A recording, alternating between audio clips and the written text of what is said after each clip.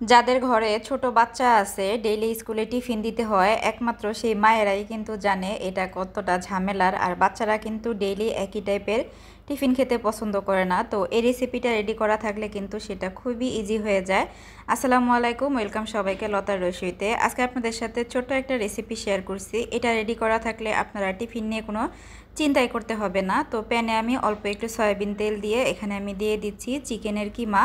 এখানে half cup পরিমাণ chicken রয়েছে। কিমা দিতে না চাইলে কিন্তু চিকেনটা সিদ্ধ করে আপনারা একটু ছোট ছোট করে শ্রেডেড করে নিতে পারেন। এখন আমি দিয়ে দিব, খুবই অল্প অল্প করে দিব সব কিছু, হলুদের গুঁড়া, লাল মরিচের গুঁড়া, ধনিয়া গুঁড়া এবং সেই সাথে দিয়ে দিব আমি স্বাদমতো লবণ। আর ভিডিওতে যে জিনিসটা স্কিপ হয়ে গেছে সেটা হচ্ছে আমি 1 চা চামচ পরিমাণ আদা এবং রসুনের বাটা দিয়েছিলাম। ওটা দেওয়ার সময় আসলে আমি ভিডিওটা অন করতে ভুলে গিয়েছিলাম। তো সব গুঁড়া মশলাগুলি দেওয়ার পরে একটু নেড়ে চেড়ে নিয়ে আমি এখানে দিয়ে দিলাম 1/4 চা চামচ পরিমাণ টালা জিরা গুঁড়া। তো টালা জিরা গুঁড়াটা দিয়েও আমি একটু নেড়ে চেড়ে মিশিয়ে নিব। চিকেনটা হতে কিন্তু খুব বেশি সময় লাগে না, এটা আমরা সবাই জানি। আর যেহেতু এটা কিমা করা আছে আরও সময় লাগবে না। এখন আমি এখানে দিয়ে দিচ্ছি খুবই সামান্য পরিমাণ পানি, এতে করে চিকেনটা ভালোভাবে সিদ্ধ হয়ে যাবে। তো পানিটা একটু শুকিয়ে যাওয়া পর্যন্ত অপেক্ষা করব। তো এই যে পানিটা কিন্তু অনেকটাই শুকিয়ে গিয়েছে। এখন আমি এখানে দিয়ে দিচ্ছি কাঁচামরিচ, ঝালটা পছন্দ মতো দিবেন।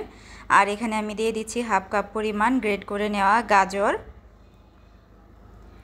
এখানে আসলে চাইলে আপনি আপনার পছন্দ মতো যে কোনো সবজি অ্যাড করতে পারবেন। আর এখানে আমি দিয়ে দিলাম 1/3 কাপ পরিমাণ পেঁয়াজ কুচি। আর পেঁয়াজগুলি কিভাবে দিয়েছি দেখতেই পারছেন। পেঁয়াজগুলিকে আমি কিউব করে কেটে দিয়েছি আর পাপড়িগুলোকে এভাবে ছড়িয়ে নিয়েছি। তো পেঁয়াজটা একটু বেশি করে দিবেন, তাহলে কিন্তু খেতে মজা লাগে। আর এই যে সব কিছু নেড়ে চেড়ে মিশিয়ে নেওয়ার পরে এখানে আমি দিয়ে দিলাম হাফ চা চামচ পরিমাণ গরম মশলা গুঁড়া। কারো হাতের কাছে গরম মশলা না থাকলে এখানে আপনারা ছোট এক টুকরা দারচিনি, 2টা এলাচ এবং একটা লবঙ্গ দিতে পারেন। তো আরও কিছুক্ষণ সুন্দর করে ভেজে নেওয়ার পরে এখানে আমি দিয়ে দিলাম সামান্য পরিমাণ ময়দা। এখানে আমার 2 টেবিল চামচ পরিমাণ আছে। এতে করে কিন্তু পুরটা খুবই সুন্দর আঠালো হবে, খাওয়ার সময় খুলে পড়ে যাবে না আর খেতেও মজা লাগবে। তো ময়দাটা দিয়ে কিছুক্ষণ ভেজে নিয়েছি যাতে কাঁচা গন্ধটা চলে যায়। এরপরে আমি দিয়ে দিলাম 1 টেবিল চামচ পরিমাণ পানি।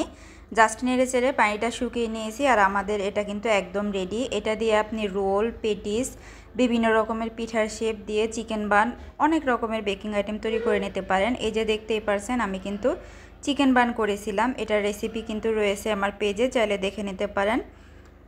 তো রেসিপি ভালো লাগলে পেজটাকে অবশ্যই ফলো দিয়ে দিবেন, সেই সাথে চ্যানেলটাকে সাবস্ক্রাইব করে নেবেন আর অবশ্যই ফ্রেন্ডস অ্যান্ড ফ্যামিলির সাথে শেয়ার করে দিবেন। সবাই ভালো থাকবেন, আল্লাহ হাফেজ।